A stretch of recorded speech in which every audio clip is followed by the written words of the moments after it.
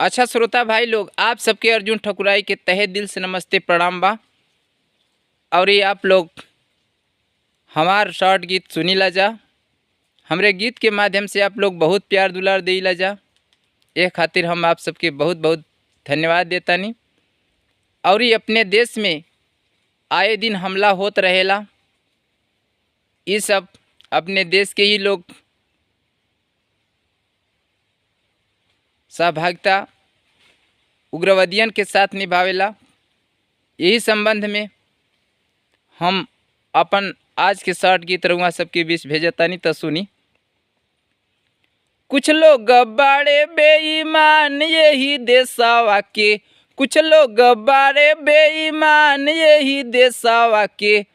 सुनी सुनिए भाई, सुनी सुनिए भाई, भारी नुकसान करावे। सुनी सुनिए भाई, देश के हानि करावे।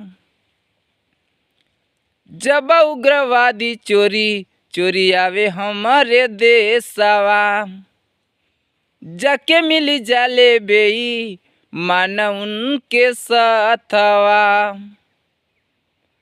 जब उग्रवादी चोरी चोरी आवे हमारे देशवा, जाके मिली जाले बेई माना उनके साथवा।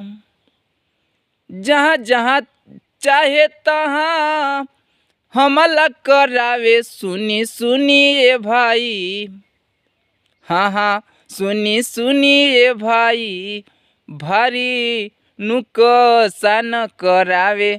सुनी सुनिए भाई, देश के हानि करावे। कुछ लोग बाड़े बेईमान यही देशवा के, कुछ लोग बाड़े बेईमान यही देशवा के। सुनी सुनिए भाई, सुनी सुनिए भाई, भारी नुकसान करावे। सुनी सुनिए भाई, देश के हानि करावे।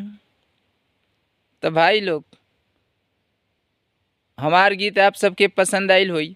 गीत के लाइक कमेंट शेयर और ये भाई के सपोर्ट खातिर, ताकि भाई आगे बढ़ सके, ज़रूर चैनल के सब्सक्राइब करें। तो अपने भाई के अब इजाज़त दी। जय हिंद, जय श्रोता।